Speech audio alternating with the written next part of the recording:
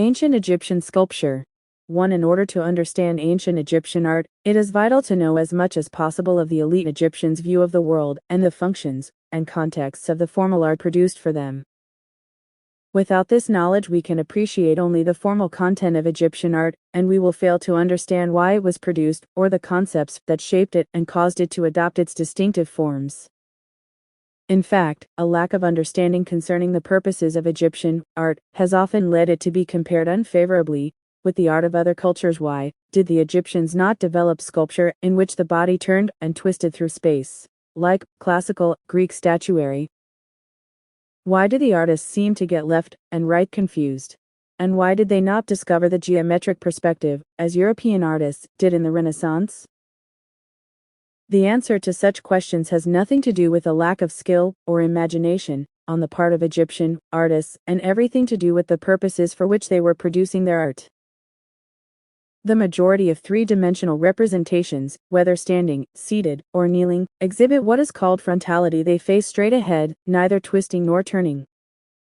When such statues are viewed in isolation, out of their original context and without knowledge of their function, it is easy to criticize them for their rigid attitudes that remained unchanged for 3,000 years. Frontality is, however, directly related to the functions of Egyptian statuary and the context in which the statues were set up. Statues were created not for their decorative effect, but to play a primary role in the cults of the gods, the king, and the dead. They were designed to be put in places where these beings could manifest themselves in order to be the recipients of ritual actions. Thus it made sense to show the statue looking ahead at what was happening in front of it, so that the living performer of the ritual could interact with the divine or deceased recipient. Very often such statues were enclosed in rectangular shrines or wall niches, whose only opening was at the front, making it natural for the statue to display frontality.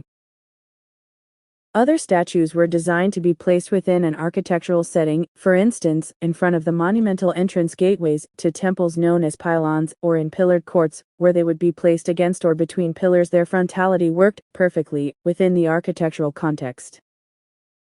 Statues were normally made of stone, wood, or metal.